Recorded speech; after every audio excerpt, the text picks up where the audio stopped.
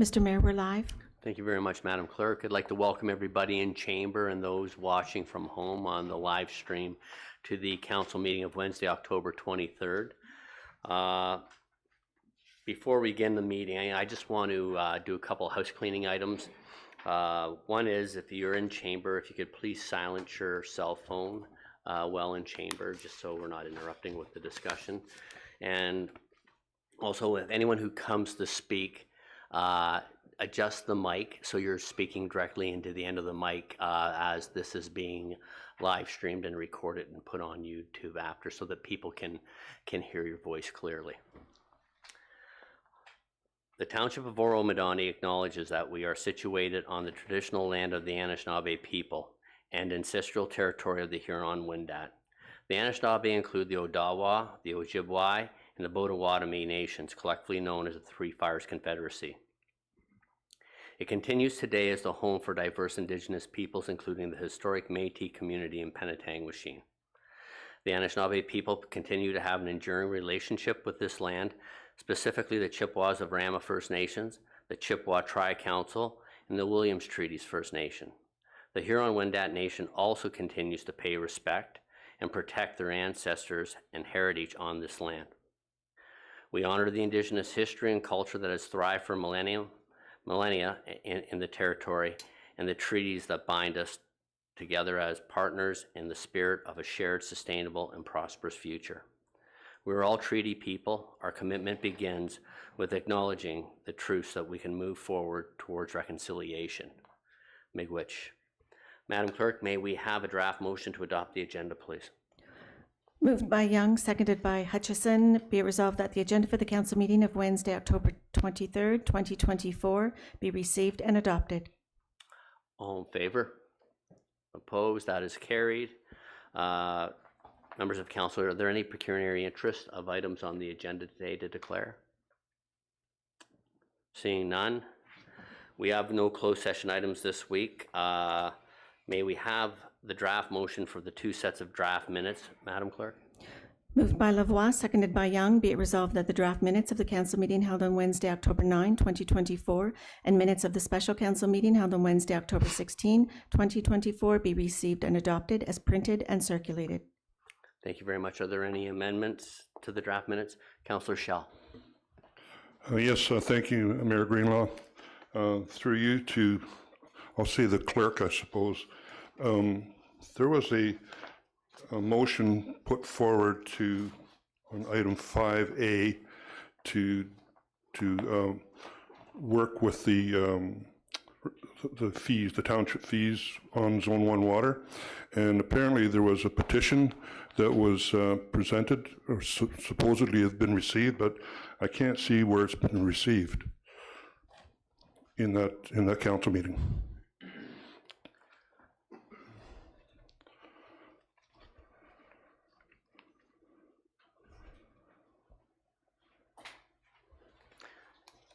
I believe it was submitted within the time period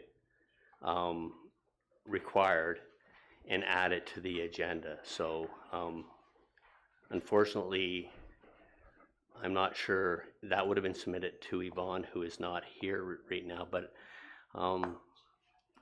we'll give CAO Benz and the deputy clerk a second to try and pull that up. Thank you. Yep.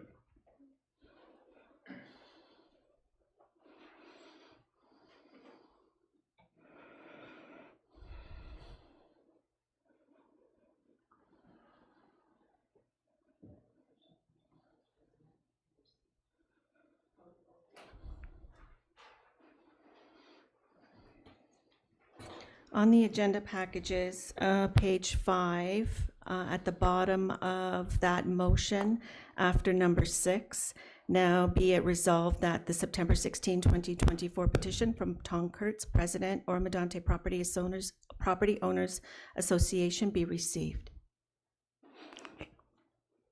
For the minutes of Wednesday, October 9. Okay, so when something is received, like a petition, does council not have to receive it and vote on it to accept it?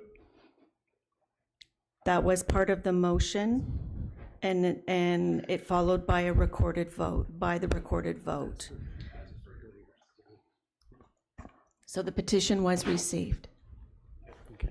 Okay, thank you. Okay. Thank you. Okay.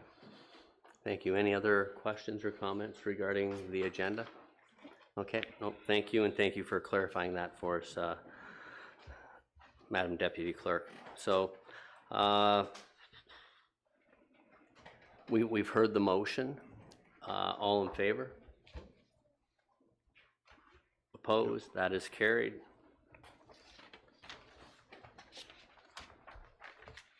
Recognitions of achievements, there are none on the agenda this week, and there are no public meetings on the agenda this week. So we're now at item 8A, Morgan Dunant, bilingual program supervisor from the county of Simcoe, who is going to give a deputation. So Morgan, if you would like to come up, and when you're ready, please just adjust the mic so that you're clearly understood by those who aren't in chamber. Okay. Oh, perfect. It's working. Just wanted to make sure. Perfect. Thank you. Your Worship, members of council, members of staff, and members of the public, thank you very much for receiving us today. I'm here today to present the 2023 Community Settlement Strategy and the recommendations in the document. Next slide, please. So before I present the document, I just want to set the context, and I'm just going to talk a little bit about the Simcoe County Local Immigration Partnership, commonly referred as LIP. We don't work directly with newcomers and immigrants, but rather with community partners to improve immigrant outcomes, either economically and socially, in the county of Simcoe. We're not alone in doing this work. There are 36 local immigration partnerships in Ontario and over 90 across Canada.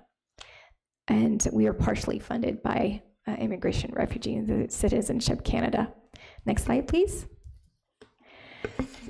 To set a little bit of context, we wanted to provide some census data from 2021 around immigration in the county of Simcoe. There were in 2021 over 82,000 newcomers and immigrants living in Simcoe County, which represented about 15% of the total population of the county.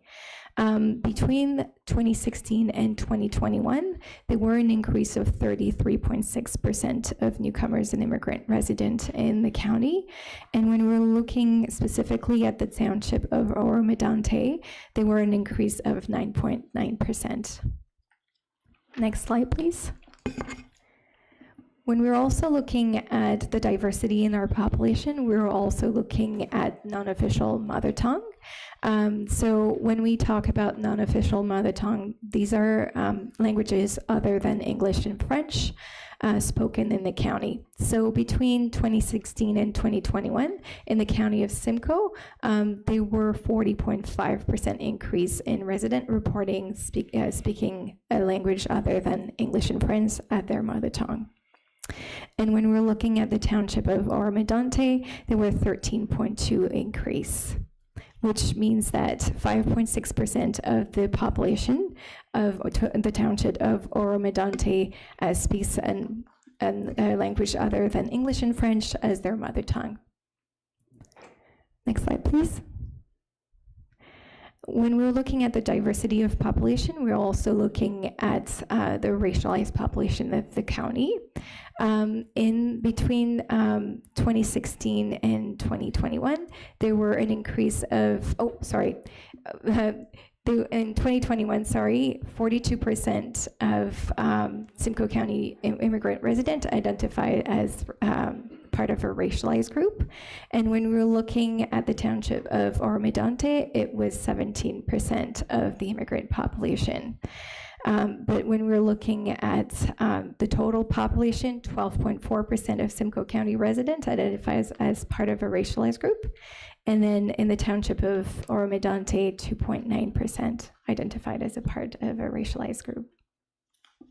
Next slide, please. When we're talking about immigration, we also look at the data of direct arrival, which means newcomers and immigrants that receive their permanent residency status prior to arriving at the point of landing in Canada, and indicating where they're going to settle. Historically, in Simcoe County, newcomers and immigrants would come after landing and living in an urban location, like Toronto, for example, for a few years, and then would settle in Simcoe County. But in the past 5 years, there were an increase of newcomers and immigrants landing in Canada and indicating that they were moving directly to Simcoe County as their first residence in Canada.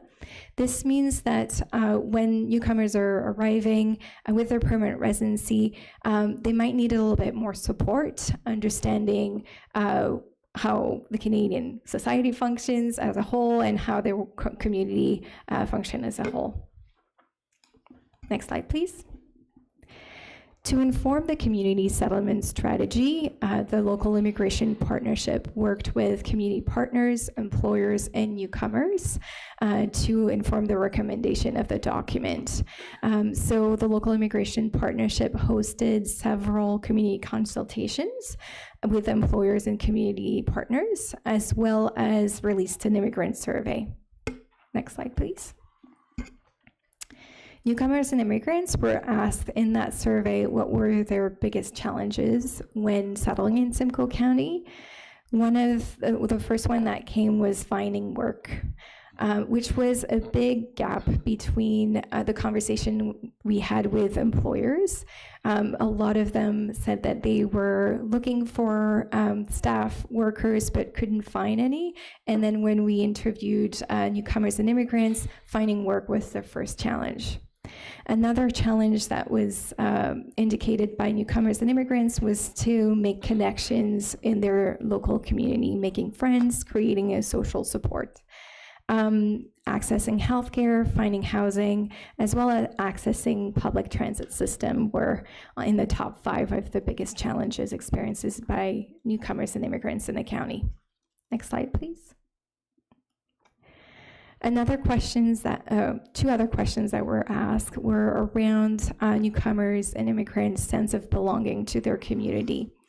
The first question was, what was your experience settling in Simcoe County? And 1/3 of respondents indicated that their experience was poor, very poor.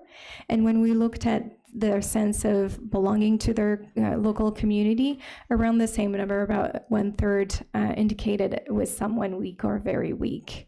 This is important to note because a lot of newcomers and immigrants are coming to our communities and they've made a journey that is usually 1,000 kilometers.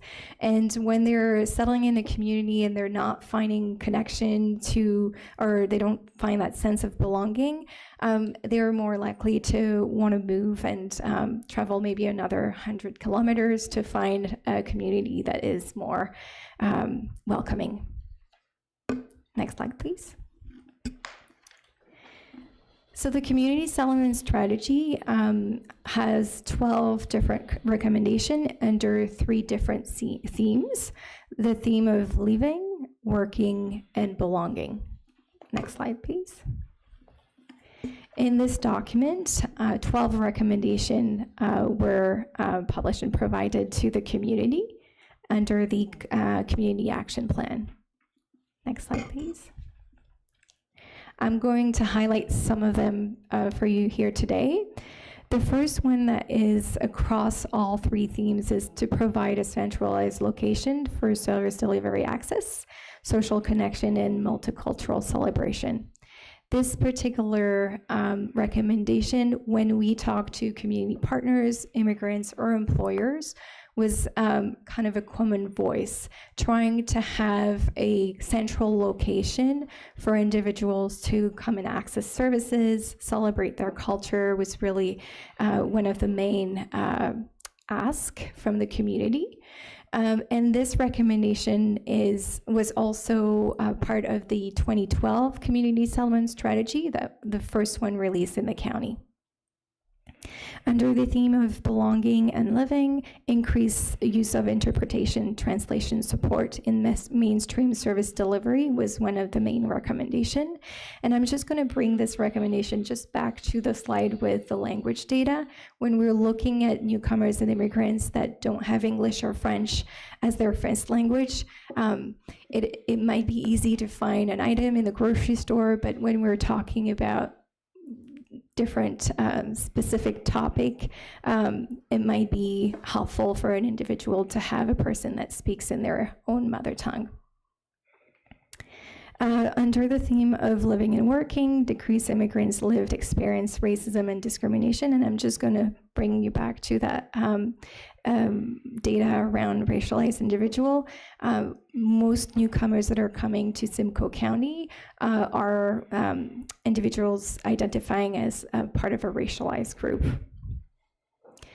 Under the theme of leaving, increase equitable access to local housing. I know that this particular topic is very common across Canada, not just with newcomers and immigrants, but immigrants face a heightened barriers when trying to access housing because they don't have Canadian credit history.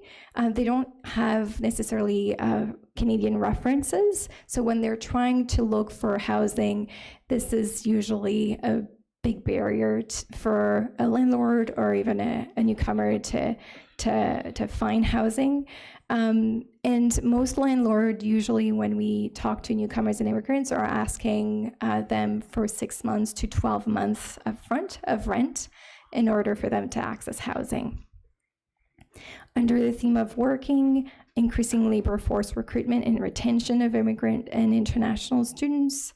And then under the theme of belonging, increasing multicultural celebration, introduce immigrant and internationals to local community, increase leadership opportunities for immigrants and international students, and finally connect immigrants and international students to volunteer opportunities.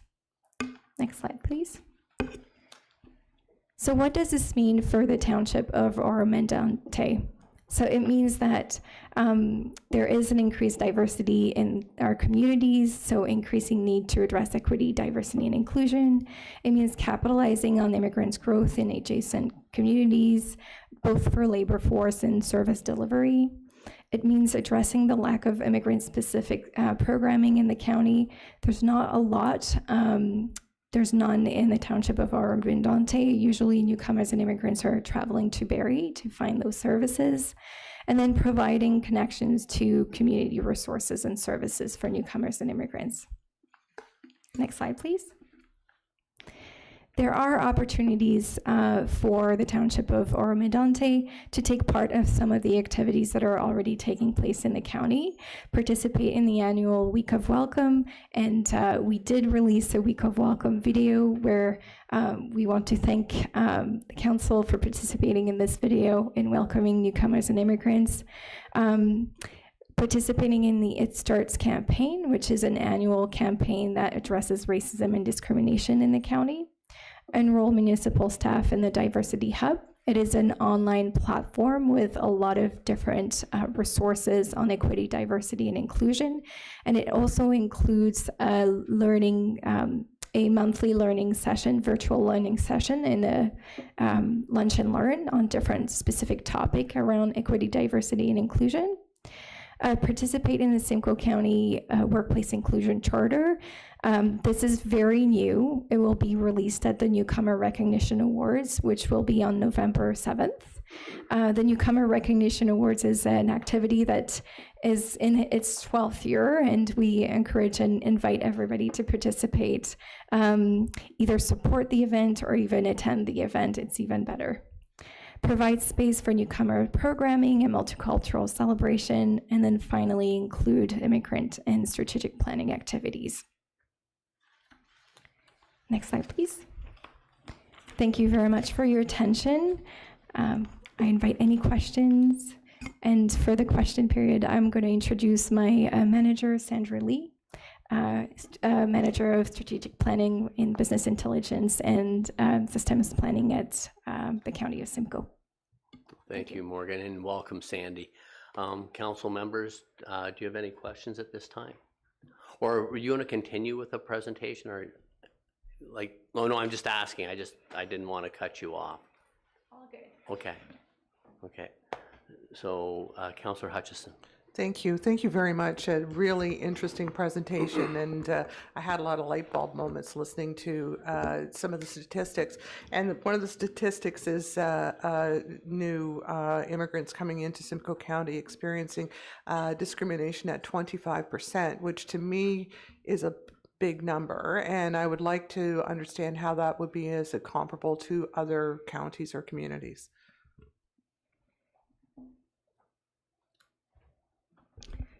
I don't think it's that much different, although, and I'm just looking at Morgan, we do belong to a national research working group for local immigration partnerships, but I think it would be fairly typical of that experience, and I actually think it's probably higher. One of the things that we have identified is that the more recent somebody is in Canada, the more likely they are to not speak up about their experiences during that period where they may be a permanent resident and wanting to get citizenship.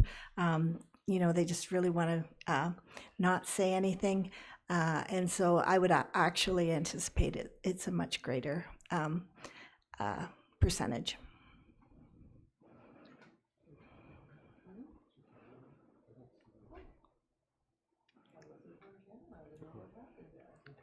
Is there any other questions, Councillor Bard? Thank you, Mr. Mayor, through you. And I think I'm going to maybe direct this to CAO Bins if I could. It seems that maybe things are changing and maybe to get ahead of the curve a lot here. I was just wondering if there's some training opportunities that our staff may have to focus specifically on service delivery for people new to Canada, or is that what this Diversity Hub Lunch and Learns, are they similar ideas, or whether there's some kind of plan in the future for that? Sorry to put you on the spot. Through you, Mayor Greenlaw, to Councillor Bard, good question. There are a number of opportunities I think that were highlighted here for staff to become engaged in, not only for staff, but for the community as well, to share some of the resources and celebrate some of the cultural areas of significance that we have. And resources available to new Canadians, and certainly diversity, equity, inclusion, as well as reconciliation is a strategic area of focus for us as we look into 2025. It will be a priority for Human Resources Department. Thank you. Supplemental? Thank you for that. And I guess to our presenters, thank you for doing the work, as you say, for people that aren't going to speak up. And I just can't imagine the change that would be for people coming into such a new environment. So thank you for the work that you're doing. Thank you. Any other questions? I thank you very much for the work you are doing. I guess how would we, I don't know, you may not have the data here, but how do we compare to other rural municipalities? Because I know urban centers tend to be the initial attraction because of a diverse housing market and employment, right? So hopefully if we are successful, we'll have a more diversified housing market in the not so long future, right? But we do recognize that, and we are predominantly single dwelling units, fully detached. So I think townhouses and low-lying apartment buildings, if we did merge that in the right areas, we could hopefully help assist providing a solution for you as well forward. So any other comments or questions? Thank you very much, Sandy and Morgan, for taking time to come and present this, and do keep in touch, and hopefully we can work together to provide a sustainable solution as we grow moving forward. Thank you. Madam Clerk, can we have a motion to receive the presentation, please? Moved by Hutchison, seconded by Shell. Be it resolved that the deputation presented by Morgan Denot, Bilingual Program Supervisor, Local Immigration Partnership County of Simcoe Community Settlement Strategy be received. All in favor? Opposed? That's carried. Item 9, does anybody have an item that's on the agenda that they need to have moved up other than where it currently sits? Seeing none, so open forum. Madam Clerk, do we have anyone registered to speak during open forum? No, Mr. Mayor, no registrations were received. Okay, thank you. Is there anyone in chamber who would like to speak to any of the items on the agenda? If you do, just come up to the mic, adjust it, and announce your name. Okay. We'll move on to item 11A, reports of municipal officers. Vanessa Cooper as a social media coordinator. May we have a draft motion? I believe this is regarding conferences.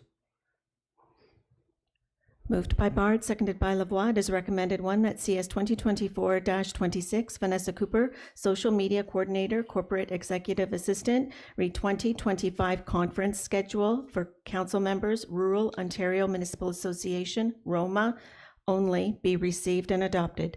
That blank be authorized to attend ROMA conference in Toronto, January 19th to the 21st, 2025. 3, that the social media coordinator, corporate executive assistant make the necessary arrangements accordingly. And 4, that staff report back with additional information prior to the end of 2024. Thank you very much. So is there anyone who's interested in going to Roma this year? Can we get that information into, or do you want that passed now with the list, Madam Clerk? Yes, please, because I believe it has to do with the early bird pricing. Yeah, we're trying to get in as cheap as possible. Yes, correct. You were going, Deputy Mayor? Is there anyone else who's interested in going?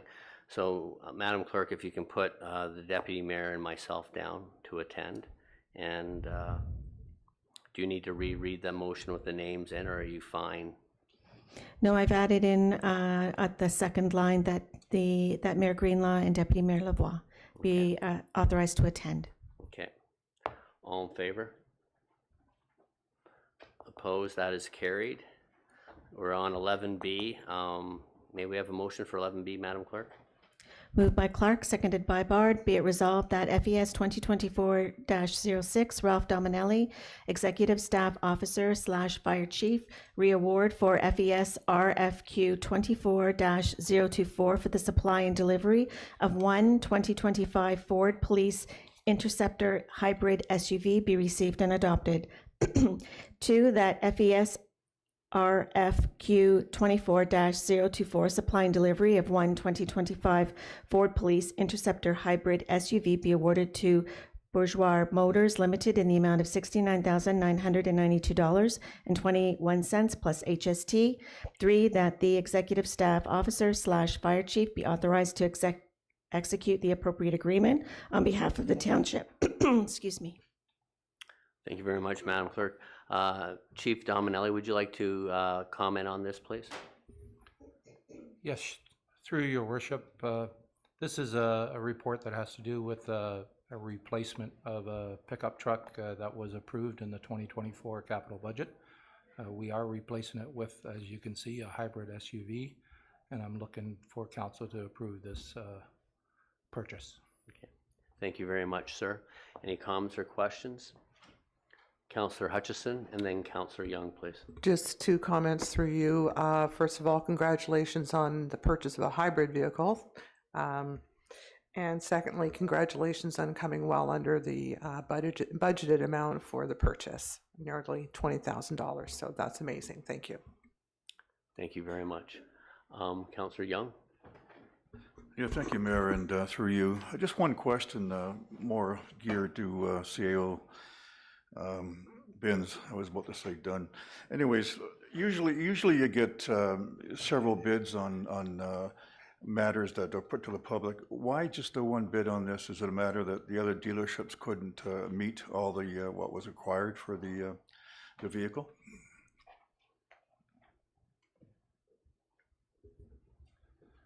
Through you, Your Worship, I can try and answer this for you. This is the second RFQ that has gone out in the last 2 months on this same vehicle. Bourgeois was one of 3 on the first one, and I'm assuming that when we put it out again, that just the one bid was acquired because of what the results of the first bid was. Thank you very much. CAO. With respect to vehicles as well, there is still limited inventory, and that plays into their ability to bid just simply based on the organization's needs and what's specified for timing and delivery. So it's starting to catch up a little bit, but as council recalls, even for some of the larger purchases, there's a significant lead time and there's an operational requirement that's identified in the RFQ document. Thank you very much. Councillor Bard. Yes, thank you, Mr. Mayor, through you to Chief Dominelli. Roughly, what would it cost maybe to get the sirens? I know you don't know exactly, but the decals and the sirens and such to be added on to that 70,000. Through you, Mayor Greenlaw, it's usually around $10,000. Okay. Well, good. Thank you very much. Any further questions? Seeing none, you've heard the motion. I'll call the vote. All in favor? That is carried. And Mr. Dominelli, you're up again. You got the top 2 batting orders. So would you, first I'm going to ask the motion to be read by the clerk, please. Moved by Lavoie, seconded by Hutchison. Be it resolved that FES 2024-07, Ralph Dominelli, Executive Staff Officer, Fire Chief, read bylaw for an agreement with the Ministry of Transportation, MTO, be received and adopted. 2, that council approve entering into the appropriate authorized requester information services ARIS agreement with MTO. And 3, that the appropriate draft bylaw be brought forward for council's consideration. Thank you very much, Madam Clerk. Chief Dominelli, could you just add some color for the public to understand this agreement and what it entails, please? Through you, Your Worship, this has to do with, in March of this year, the fire department did bring a report to council to revise their fees and charges. And one of the fees was for motor vehicle collisions or vehicle fires on all roads within the township, except for the Kings Highway for non-residents, township residents. So for this to happen, we need the information of the driver, and the only way we can get that is on the scene, and that's sometimes very difficult to get when there's a lot of commotion and again, trying to get that information. So the other way we can receive this information is through the Ministry of Transportation. And this report in front of you is that we applied for an agreement, so to receive that information back in June. And part of this is we require by law to execute this agreement so that we can move forward and grab the information of the persons involved in the vehicle accident, and that information is discarded right away once we find the information and complete the billing so that we can retrieve the funds from the insurance companies. Thank you very much. Any questions regarding this? Okay. Before I call the vote, I want to thank you, Chief Dominelli, for all the great work you've done with your team, and I think I've heard nothing but positive feedback. So thank you for your leadership, and I know you're ready to take some time off, but don't make your holidays too long. That would be our recommendation. So anyways, I'll call the vote. All in favor? Opposed? Seeing none, and that is carried. Madam Clerk, may we have a motion for draft motion for item 11D, please? Moved by Bard, seconded by Lavoie. Be it resolved, 1, that ES 2024-18, Michelle Jacoby, Director of Environmental Services, Repartners for Climate Protection Program Corporate and Community Engagement, be received and adopted.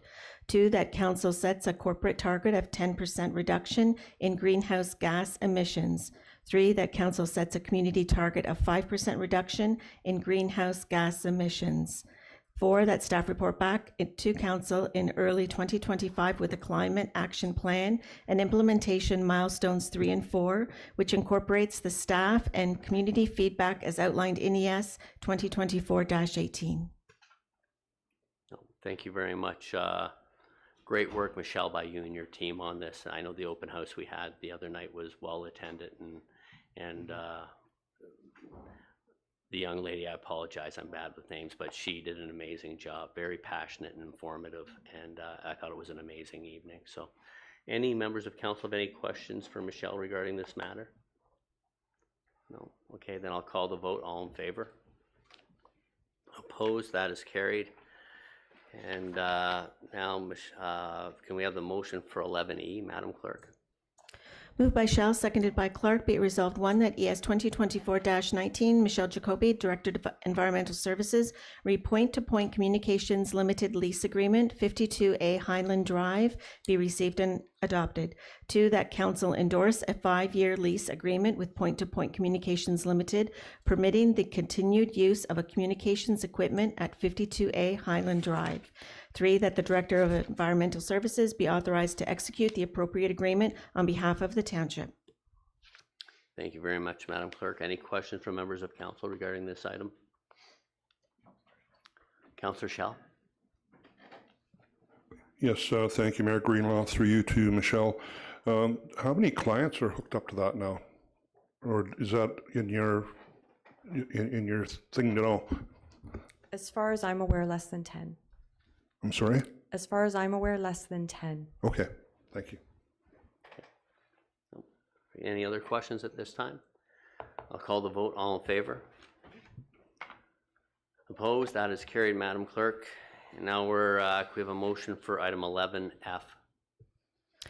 Moved by Young, seconded by Bard. Be it resolved, 1, that CS 2024-24 Donna Hewitt, Director, Corporate Services, Purebrook Creek Municipal Drain Update and Bylaw be received and adopted. 2, that draft bylaw 2024-109 to provide for the levy of drainage works, Purebrook Creek Municipal Drain on the assessed land be brought forward for council's consideration.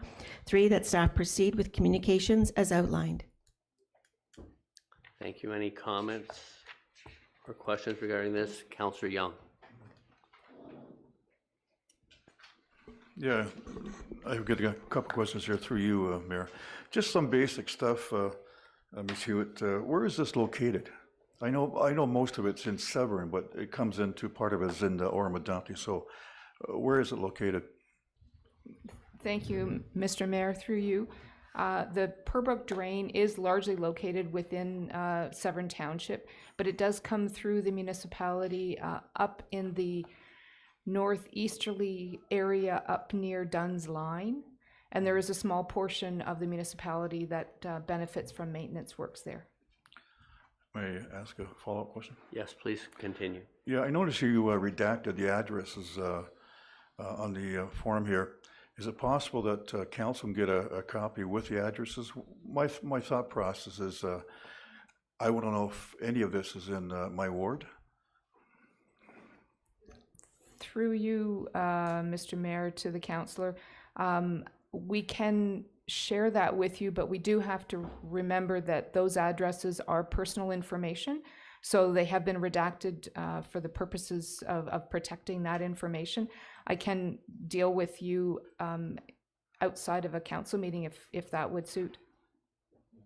Yeah, that's fine. Any other questions regarding this matter?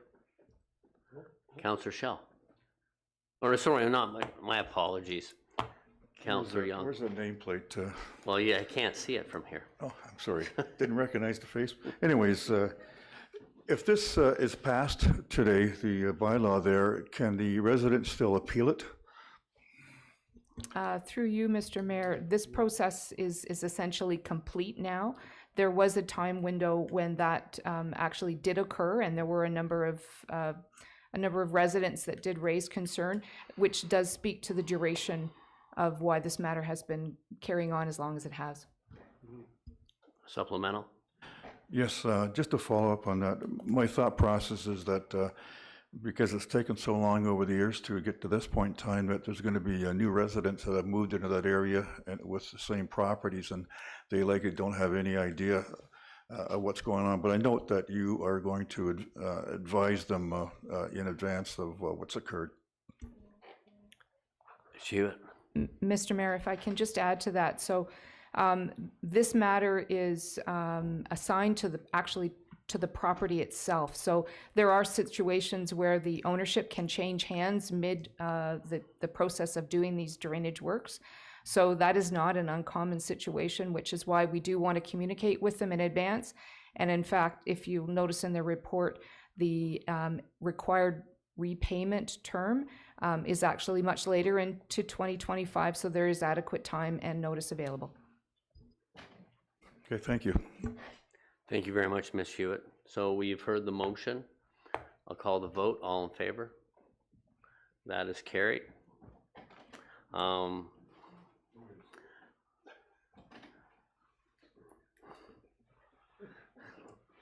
So now we're at item 12, reports of municipal officers. Mr. Binns, would you like to provide comments in regard to 12A? Thank you, Mayor Greenlaw, through you to council and in the community. The report before you provides an overview of the background associated with the OPP billing model. For those of you that have seen the billing model come forward, it is rather complex. We've tried to break down the individual components from the 24 and 25 billing statements. And I just draw your attention to page 5 of the staff report, which provides a financial summary and an overall impact, financial impact to the municipality. You can see down at the bottom of the table, in 2024, the total cost of community policing for the Township of Oro-Medonte was just over $2.8 million. And the total anticipated cost for 2025 is just under $3.5 million. So a fairly significant increase of nearly 660,000, which equates to just under 24% year over year. It is a significant implication, not only for Oro-Medonte, but for municipalities across the county, and really the biggest cost drivers are around salary and benefits. Again, drawing your attention to the top table, there is a reconciliation component of the billing statement that you'll see for 2025. There's a cost implication of $192,593, and that's a reconciliation for the retroactive wage increase that was negotiated by the OPPA collective agreement, which was signed in July of this year. And the assumptions in the 2024 billing model had the salaries capped at 1%. So that's really the net difference in that $200,000. And that was the result of Bill 124, I believe, that was in effect at that point in time. So really what we're seeing is an impact of wage increases being applied retroactively, driving that because the billing model does take a historic view. There is that retroactive application. We're going back to 23, and we'll have a similar implication in next year's budget as well as it gets reconciled for wages. So we are looking to have the OPP come before council as they have in prior years to provide an overview of the billing as part of the 25-26 budget process. And as we've alluded to in the staff report, the township has proactively established a police services reserve fund. We have approximately $500,000 in the reserve fund. We'll be reviewing the financial implications and associated considerations as part of the 25-26 budget process and working with our representatives on the Couchiching Police Services Board to review sustainability of the billing model as well as overall service delivery. The last piece I wanted to highlight is this. This increase equates to over a 3% tax increase before we even start the budget process in terms of level of service. So we do have a number of challenges ahead of us. And as I alluded to, the senior leadership team is in the process of pulling together the 25 and 26 budget, and there'll be more information that'll be shared with council in the coming weeks. Thank you very much, CAO Benz. You know, obviously some concerning news and challenging news to overcome, but some things we don't have any control of, but we will do our best to, you know, take a balanced approach so that it's not just all being dumped on our residents right out of the gate. So, you know, the previous years we have put money aside in reserves, as Mr. Binns has identified, and so that's why it's always important to manage our finances that way to ensure for days like this that are out of our control and unexpected. So, and believe me, at county, everybody's outraged about this, and you know, we will, you know, address our concerns to the province and on how all this downloading could be sustained over time. So anyways, we've heard the motion. Is there any other questions? Oh, Councillor Young.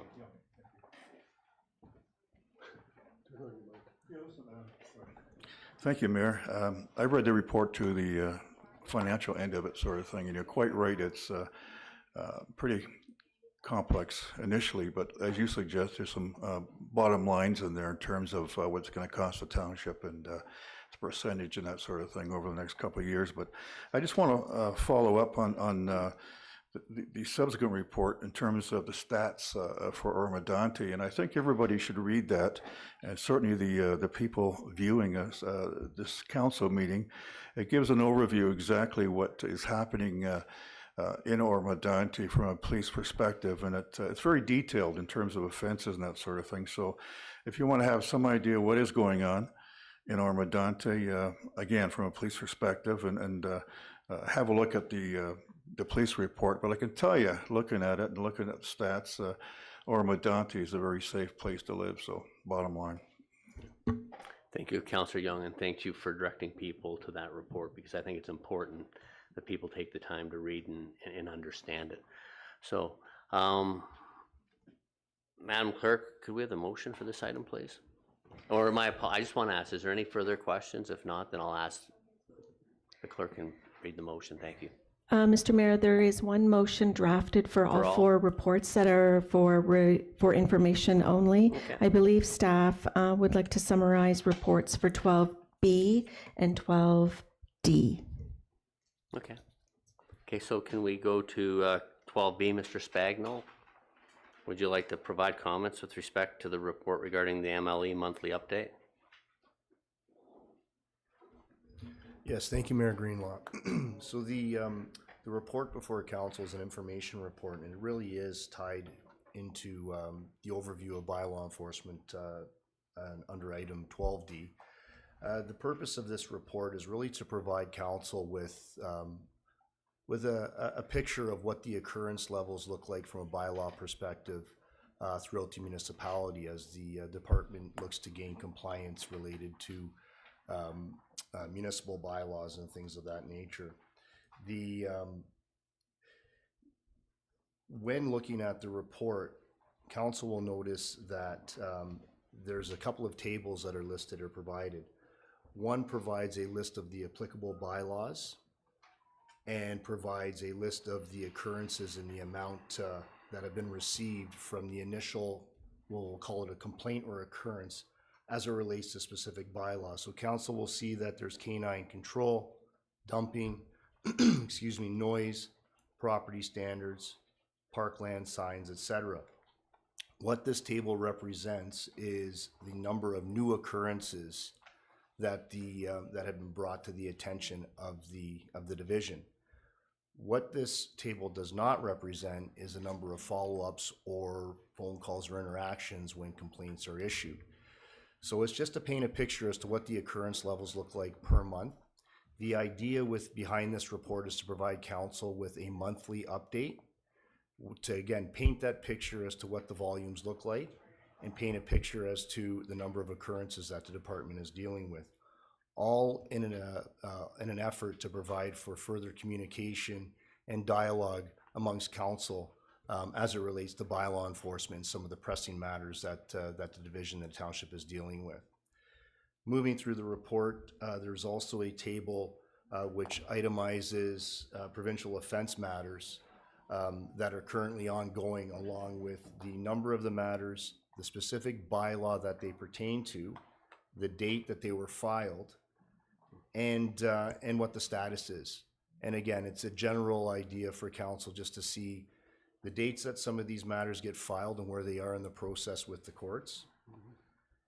And then following that, there's also another section that deals with other things that the division processes with respect to licensing and permits.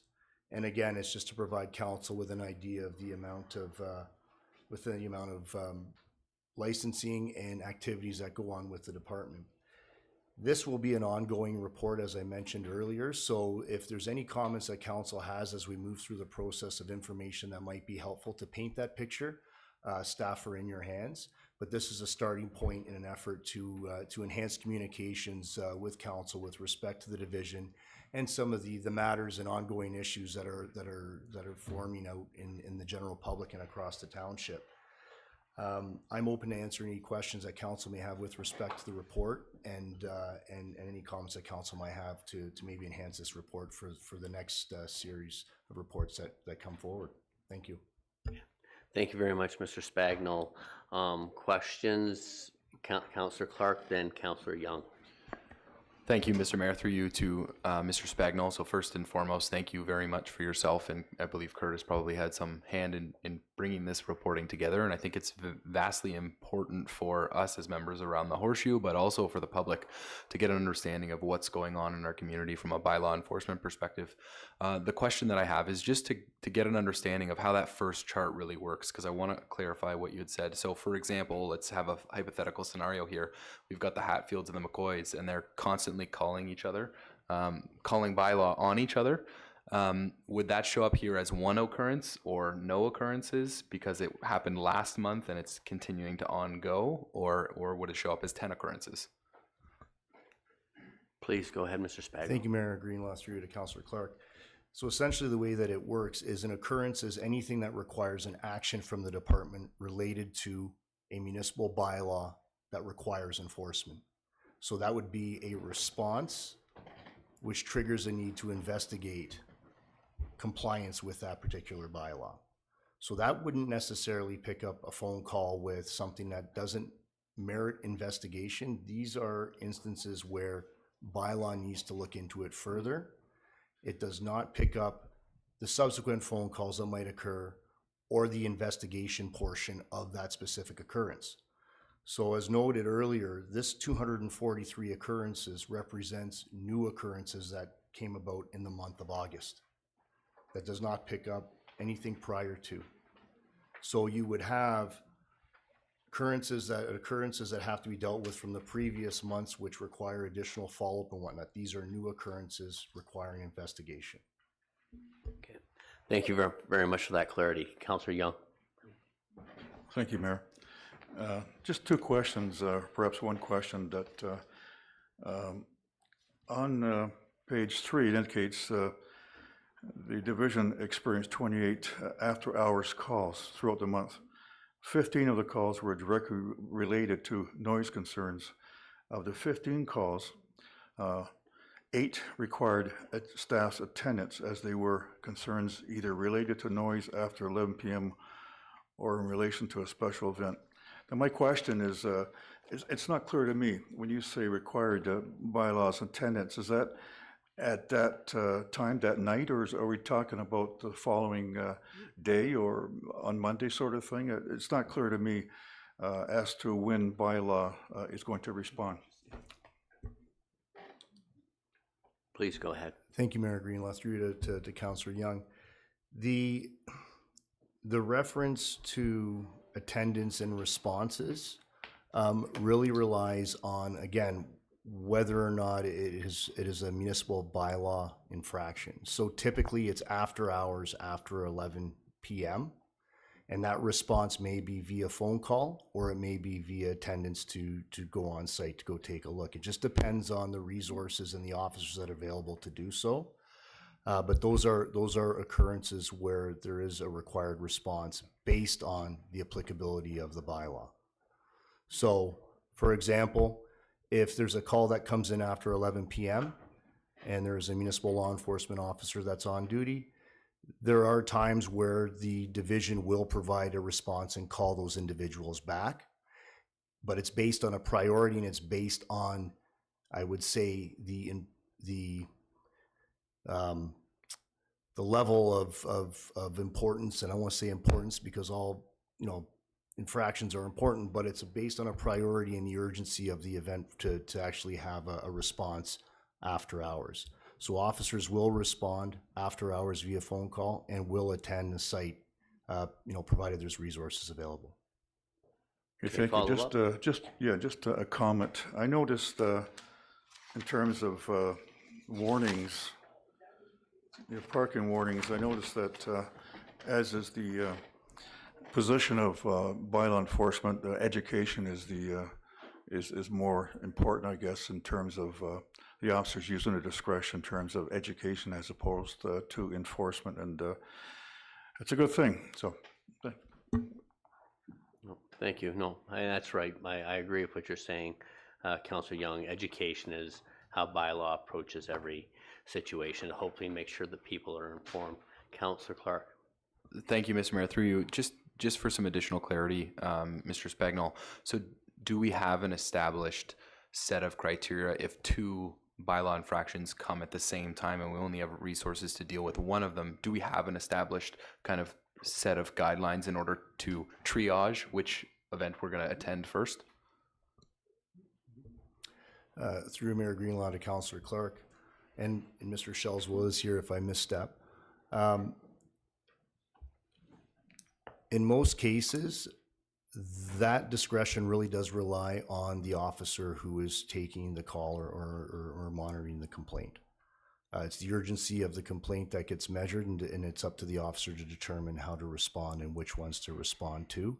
As far as a protocol, I don't know if there's a protocol involved formally, but I think it's at the discretion of the officer. Perfect. CAO Benz. If I can just maybe add to that as well, and as Mr. Spagnol alluded to, this is really a starting point in reporting, and the report also references Cloud Permit, and Cloud Permit is a system that the department is now implementing to help manage occurrences and the relationship with those reporting occurrences. So as that evolves, the reports will evolve. It'll give us better statistics, the ability to track trends, responses, and then look at our corresponding adjustments or potential adjustments, recommendations to service levels. So it's really just about collecting the data, and this will continue to be a work in progress. And as Mr. Spagnol alluded to, this is directly tied to the other report that does provide an overview of the evolution of municipal law, and you can see just in the table of the next report how many new bylaws and some of the pressures that are there on the department, which will be something that we'll be reviewing in more detail going into to our budget process as well. So, thank you very much, CAO Benz. Any other questions or comments at this time? Seeing none, okay, so we'll move on to item, Councillor Hutchison? Sorry, Mayor Greenlaw, I know that we were speaking to 12B and 12D. Will we be speaking to 12C? That's next. Thank you. Yes, so 12C, everyone read the report, so there needs to be an analysis, but what I'll do is I'll let either Mr. Spagnell or Mr. Shelswell speak to it. So Mr. Spagnell, do you want to proceed? Thank you, Mayor Greenlaw. So the purpose of the report was really to provide an update to council based on some budgetary considerations that were raised, but more for the use of the Phantom Police vehicle that's used, what I characterize for traffic calming to slow down traffic through some key areas. The report goes over the purpose of the vehicle and what it was intended for. It goes over the positives to utilizing the vehicle and the negatives to utilizing the vehicle. And I think from the perspective of staff, it was thought that there's a wider or more holistic review that needs to occur to determine the future use of the vehicle to land on options. And the reason why staff are of that opinion is that for its purpose, it is being used to traffic calm. And the township deals and has other avenues for traffic calming, and it's something that staff thought that needed a holistic review alongside with operations to take a closer look at what options for traffic calming there might be in order to arrive at some informed options for council to consider when determining how to use the vehicle or what to do with the vehicle in the future. So really the purpose of the report was to update council on the history of the vehicle, what it's been used for, the pros and cons to the use of the vehicle to date, and just to let council know that this is a matter that will be forthcoming in the future and as part of most likely budgetary deliberations through an options report. No, thank you very much. Any questions, Councillor Hutchison? Thank you, and thank you for the report. It was my directive to produce this, and so I do have a few questions. With regard to the negative commentary, the pros and cons of having the vehicle, it certainly highlighted that having staff to basically move the car and monitor the car and also the fact that there's some locational considerations with regard to where we can place the car and when we can place the car. I know the winter is a difficult time to even have the car in use. My question to Mr. Shelswell would be, have we made use of the car over these past 6 months?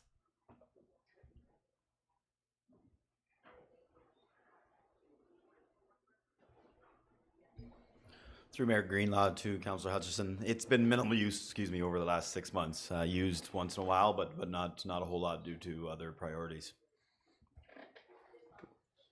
Supplemental?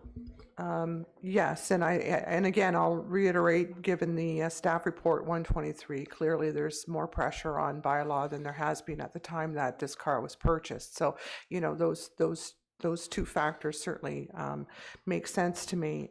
So I guess I'm really wondering, do we need to spend more calories on a more fulsome report, or is there enough information here for us to make a decision on this car at this time?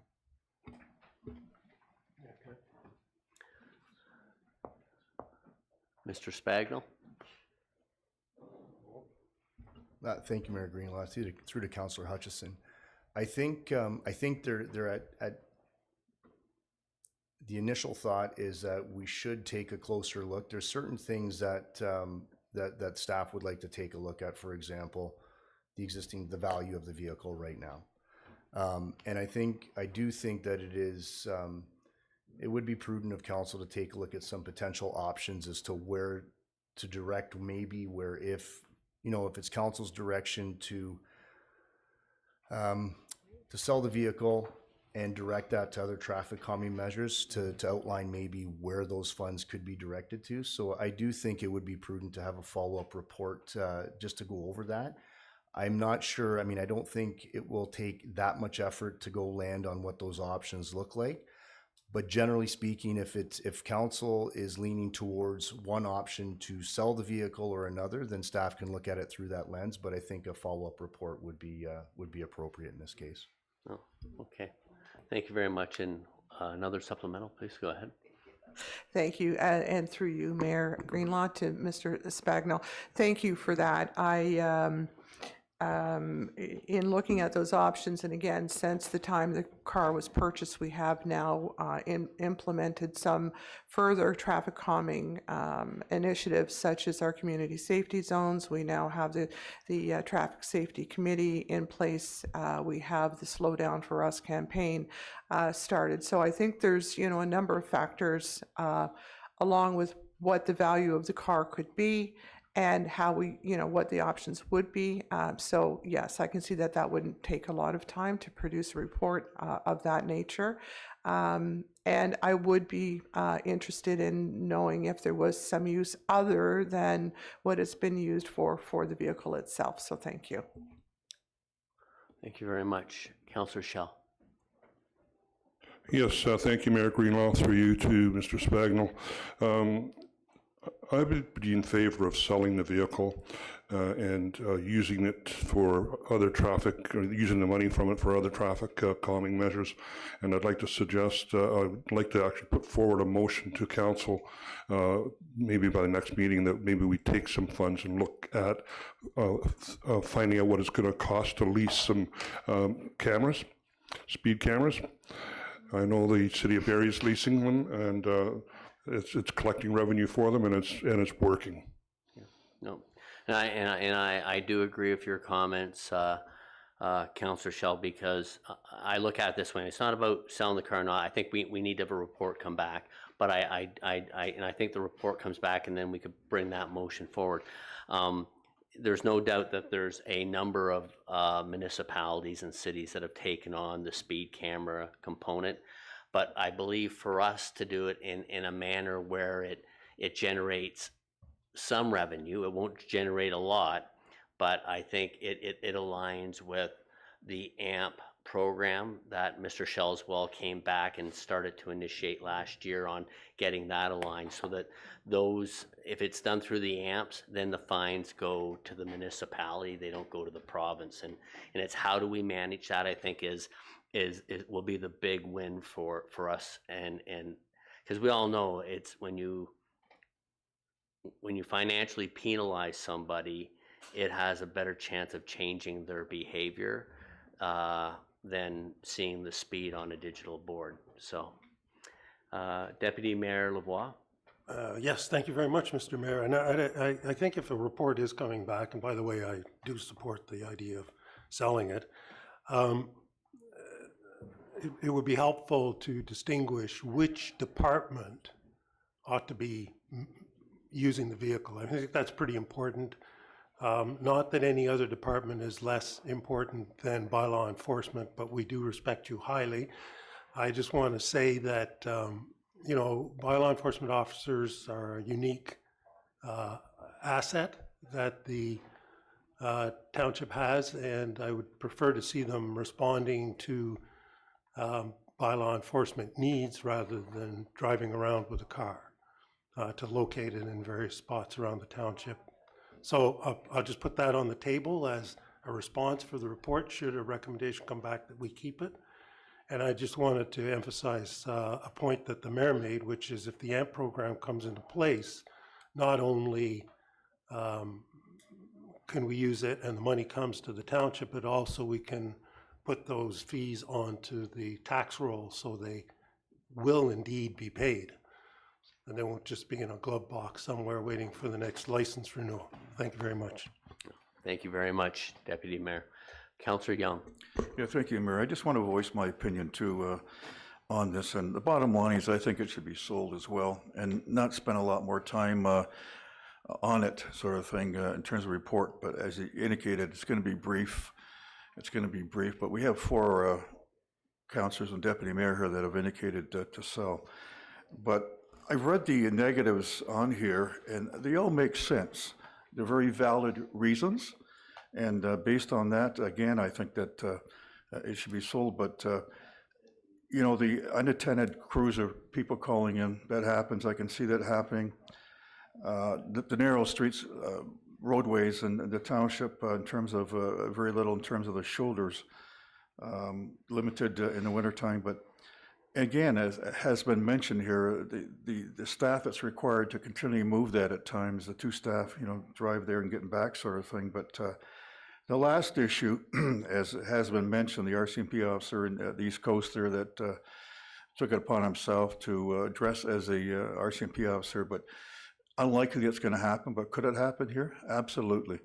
And to use that dress as an enforcement officer for whatever reason. But again, I just repeat that my view is that it should be sold, and I understand there's perhaps a brief report or a report coming back that briefly speaks to this. But again, the consensus of this, excuse me, council that I've seen so far, everybody voiced their views is that it should be sold. And I just want to mention also, when this was first introduced, the use of a police vehicle marked with OM signet on the side there, it was a good idea, you know, to try that and see how much effect it had on the community. Excuse me. So I just want to say that, and we've learned all the downsides and negatives having used it. So again, I just want to say that it was a good idea when it was initially introduced in terms of the spirit of how to address the speeding in the township. So. Thank you, Councillor Young. So, great comment, great discussion. It's not done though, because the CAO Vince would like to speak. Sorry, and thank you, Mayor Greenlaw. I just wanted to put a bit of a corporate perspective on this, and certainly this looks at the service level implications as it relates to municipal law. And certainly, you know, we hear loud and clear from the community on concerns around traffic safety, and that's been an area of focus for the Traffic Safety Advisory Committee, and a pressure on operations as well. It really is a new service level. The same issues from a resource perspective are there in operations, with moving dynamic radar signs, with putting the black cats up, with assessing the data and communicating that outwards to residents. This is a strategic, or has been identified as a strategic objective of council, and that's really why we've identified it as something more holistic to look at, because there are service level implications that we need to look at, that if we're going to do it, to your point, Deputy, we need to provide the core functions, the core service levels, but this really is a change in service level, and the environment has changed. We've positioned ourselves well to be able to implement some of the new tactics that exist with the community safety zones and looking at automated speed enforcement, which is a big lift in itself. There's a lot of administration, there's a service level associated with it. It's not just leasing the camera, it's how do the tickets get processed, all of those elements. And that's an undertaking that has been an area of focus for the Traffic Safety Advisory Committee and identified as a priority. So just at a high level, there are a number of service considerations that we're looking at, and perhaps given what we're hearing from council, we bring back kind of a phase one of the report to deal with this. And if it's council's desire to look at divesting of the vehicle and taking those funds and reinvesting them into other traffic safety initiatives, that may help offset some of the service level changes. So we'll take that back and look at it from that vantage point. Thank you. Yes, no, I agree, CAO Ben. So is there any other comments regarding this? If not, then, well, you know what? Well, let me see, because we may have one more. No, is that? No, we got one more. So we'll deal now with, because we're going to take the motions all as one. Mr. Spagnon, would you like to provide comments with respect to report regarding the MLE division update?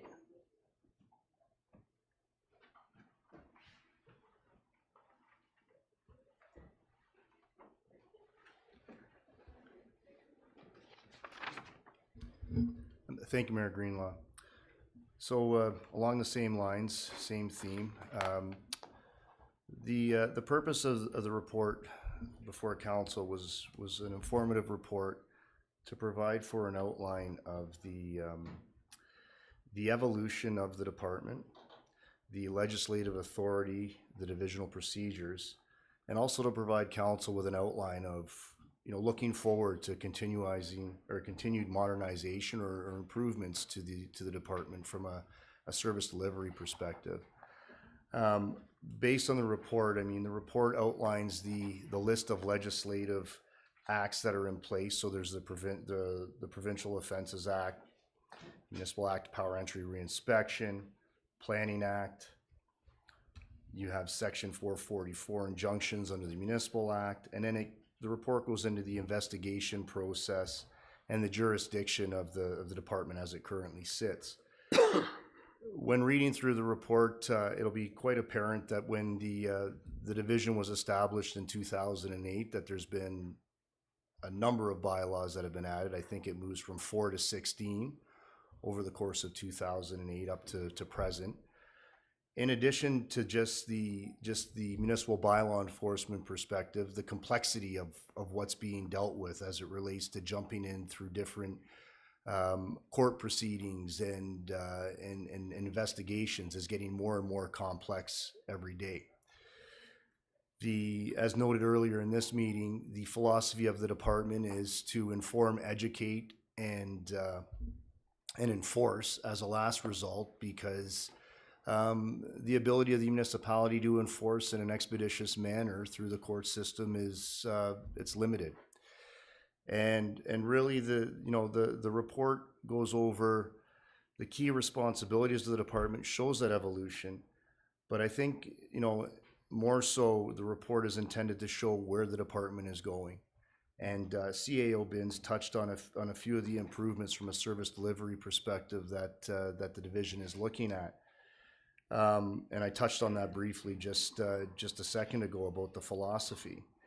What the division is finding is that there's difficulty in balancing between how much education and how much enforcement is needed versus enforcement.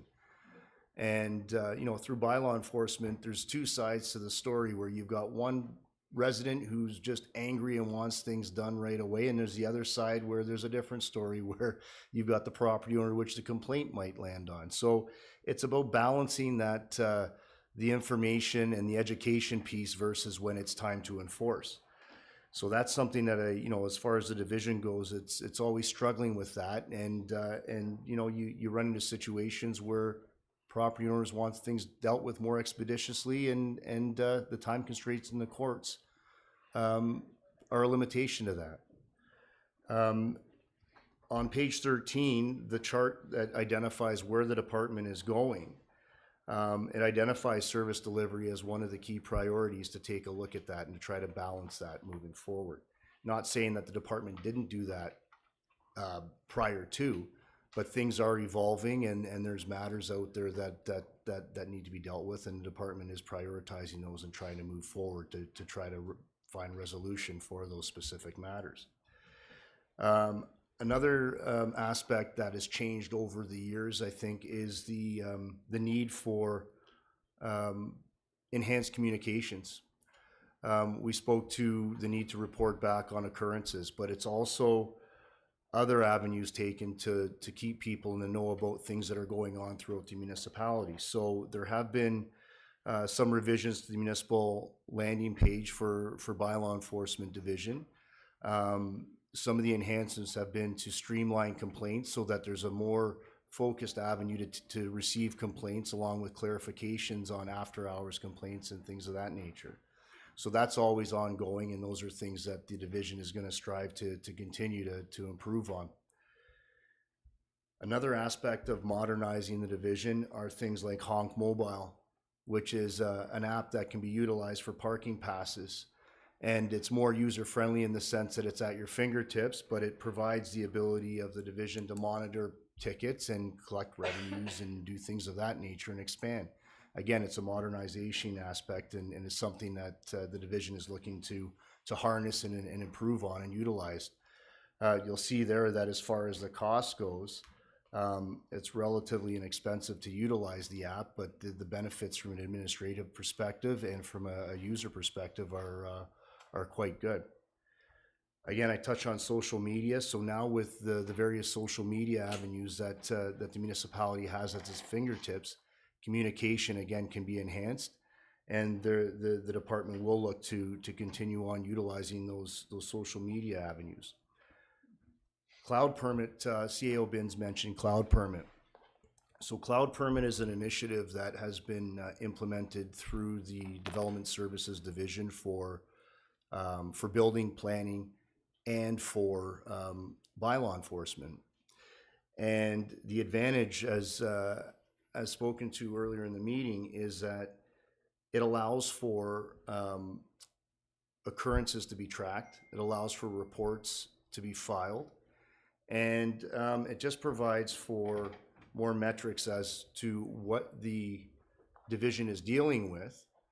And it allows for more outputs and more communications that go on when occurrences are received. So for example, there are template letters that can go out to inform residents that their complaints have been received, along with information relative to who is going to be the contact or the lead from the department. Cloud Permit as well, running across the department allows for integration, and so it ensures that planning, bylaw, and building can all access the same information. So it's these types of efficiency improvements that we're looking at moving forward with. And again, it's these are budgetary considerations, but there will be more building blocks on the Cloud Permit again to have the department run in a more efficient manner, primarily with respect to when we're talking about municipal licenses and things of that nature. And then lastly, council was privy to a report from Mr. Shellswell earlier in the year regarding the administrative monetary penalty system. So again, tying this back to responsiveness and dealing with enforcement matters in a timely manner and not relying on the court systems and some delays that can occur, AMPS is being brought forward, and there's council can expect to see a report in November to bring forward the bylaw and procedures to establish that program so that there can be a more expedited and efficient process when the decision is made to enforce versus educate. I think, again, from the division's perspective, the report is really to paint the picture as to how how the division has evolved, the level of complexity and the number of municipal bylaws that require compliance, and to provide council with an idea of where the department is going. Myself, Mr. Shellswell, and of course CAO Bins are open to answer any questions that council may have. Thank you. Thank you very much, Mr. Spagnell. Any questions at this time? Comment by Deputy Mayor Lavoie. Yeah, I'd just like to thank everyone involved for an excellent report. I think it really sets out the path forward and where to go, and sets out the continuous improvement objectives that we've identified in our strategic plan. And so I just want to thank you for that. And I know this will be an evolving process, so we're here to support. Thank you for those comments. That's great. Any other comments at this time? Then I'll ask the clerk, could you read the motion for the 4 items that we've received, please? Moved by Hutchison, seconded by Young. Be it resolved that the reports as listed under item 12, reports of municipal officers for information only, be received. All in favor? Opposed? That is carried. So we're now at item 13A, updates of council members of any of, is there any members of council that would like to give an update on their township representatives, or is it? I'm just going to finish the sentence. Township representatives and our partners and agencies. I appreciate the energetic, Jeopardy buzzer stuff going here, but it's all good. Please go ahead, Deputy Mayor. Well, thanks. I've missed my nap, and I just didn't want to nod off midway through. I just wanted to report on County Council. There was an important development in keeping with its governance review. County Council did, for the first time in 20 years, vote to increase County Council wages. The objective of which is to provide compensation that is in line with the 60th percentile of the similar municipal organizations or councils. It's believed that this will promote councilors who are not otherwise financially independent. And this is a great problem that county council has. Most of the county council looks just like me and are either retired or have sufficient resources to be able to serve the community. And this isn't exactly fair in terms of inclusivity for other generations or other persons who are not in a similar situation.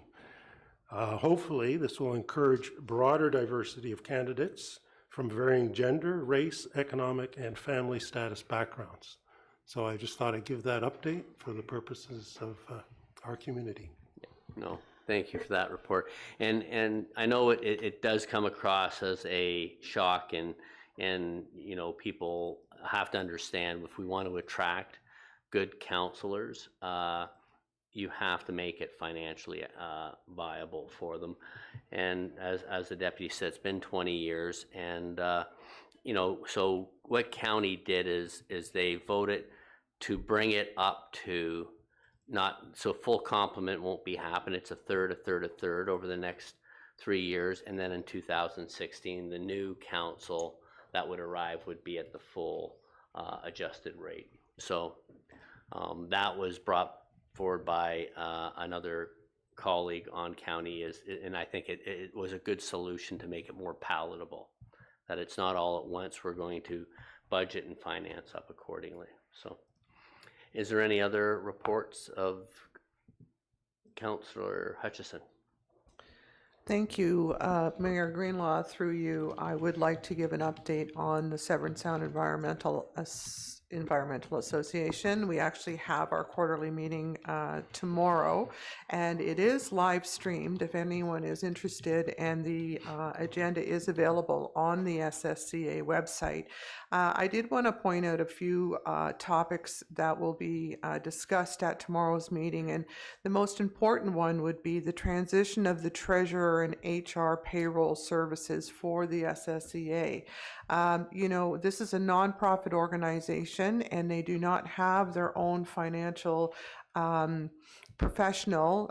They don't hire a financial professional to do these works. They partner with with one of the member townships and use their finance department to do this work. And currently they have it has been Tay Township who has provided that for them, but they're ending that service at the end of this year, and SSCA is currently experiencing some difficulty in striking agreement with another member municipality. So it is quite an important discussion we're going to have about this on the agenda tomorrow, and there will be also a discussion whether we're going to agree to on our funding formula and a third-party review of the current funding formula for the SSCA, because as all of you know, there's lots of oversight on spending and where our municipal dollars go and the benefit that we get from that. So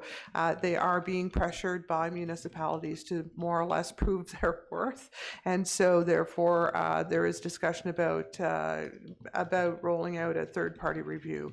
There will also be important updates on drinking water resource protections, invasive species, restore the shore, their seed and bee parks projects, and their tree planting projects, which are all very important initiatives that they provide to Oro-Medonte and their member communities. So again, it's going to be a very important meeting tomorrow, and I would advise anybody who's interested in this to tune in. Thank you. Thank you very much, Councillor Hutchison. Councillor Schell.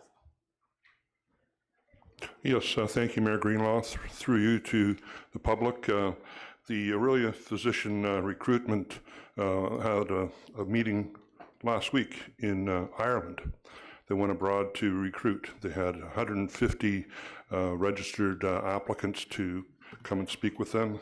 I haven't heard yet what the outcome is, but on a positive note, Welland did the same thing, the same approach as Aurelia has done, and in doing so, they were able to fill their quota of 10 physicians.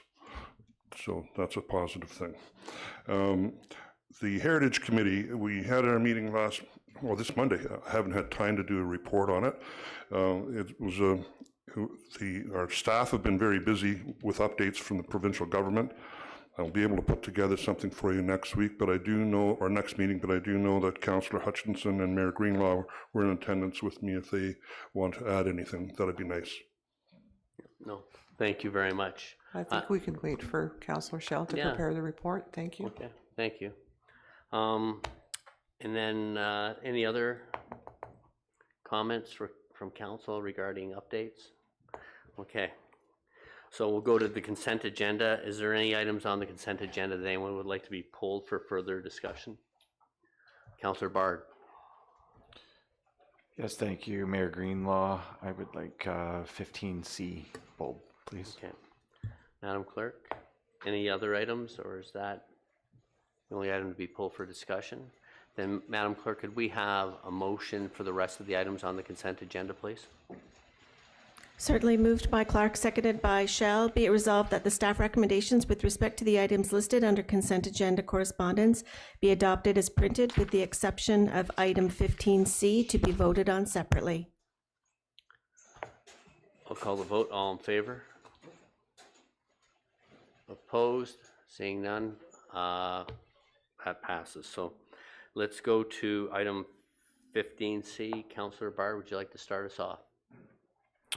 Thank you, Mayor Greenlaw, through you. So item 15C is a request from TAPMO looking for our support in supporting their social media campaign and actually participating in their social media campaign. And I'd like to suggest that we do participate in it. Okay, no, thank you. And just as Deputy Mayor Lavoie is our representative on TAPMO, could you potentially provide some color to this matter? It would be my pleasure. Thank you very much. I'd be happy to second a motion in that regard. TAPMO has undertaken very recently over the last year to hire an executive director subsequent to a report produced by the Ministry of Natural Resources on the performance of the aggregate industry, and the performance by the Ministry of Natural Resources, as reported by the Auditor General, was not particularly favorable in terms of compliance or in terms of enforcement. So it's extremely important that as much information gets out from TAPMO to the public. There are a lot of considerations with regard to whether or not the levy itself that we receive per ton hauled is adequate to cover our infrastructure costs. Communities believe it is not.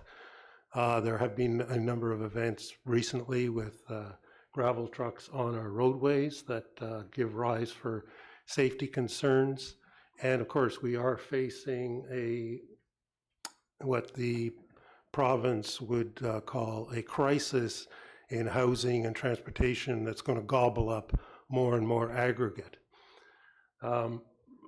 And it's all going to do that in the GTA. And I think a very sensitive area for this community in particular is the fact that we have our own little moraine, which has very little environmental protection and is regularly harvested for aggregate. And it is the source of our drinking water throughout the township. So that's an asset, a natural asset that's probably worth in the billions of dollars, that's irreplaceable economically and certainly environmentally and certainly for lifestyle. So that would be my point. I do support the motion, and thank you very much for bringing that out, Councillor Bard. No, thank you, and thank you for your comments. And I concur with the deputy and Councillor Bard.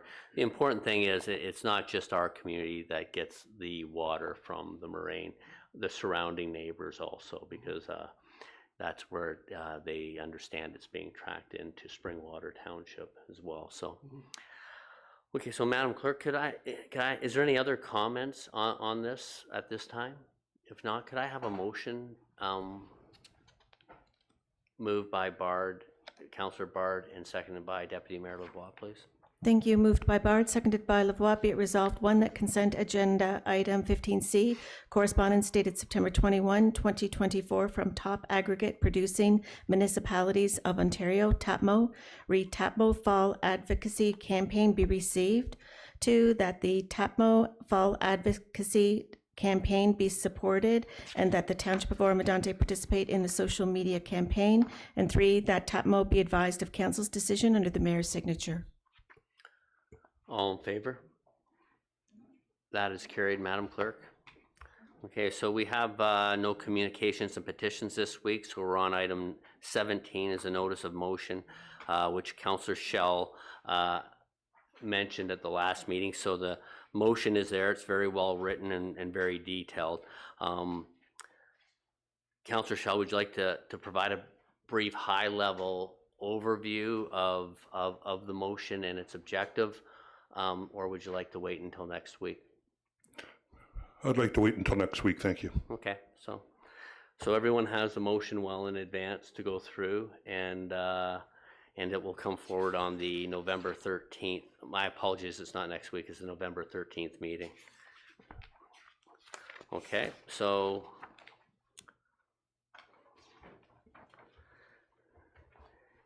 may we have a motion for the bylaws under item 18, Madam Clerk? Moved by Bard, seconded by Shell. Be it resolved that bylaw numbers 2024-097, 2024-109, 2024-110, 2024-118 be read a first, second, and third time, passed, be engrossed by the Deputy Clerk, signed and sealed by the Mayor. Any questions or comments regarding these bylaws? Seeing none, I'll call the vote. All in favor? Opposed? That is carried. We have no closed session items this week. May we have the motion for the confirmation bylaw, Madam Clerk?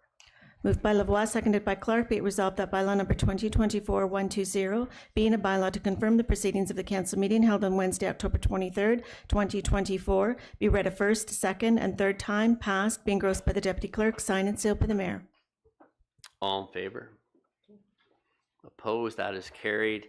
And before we call a motion to adjourn, we will be taking a 5-minute break to allow the MSC people to set up for the special council meeting following this. So we have a motion to adjourn, Madam Clerk. Moved by Shell, seconded by Hutchison. Be it resolved that we do now adjourn at 4:37 p.m. All in favor?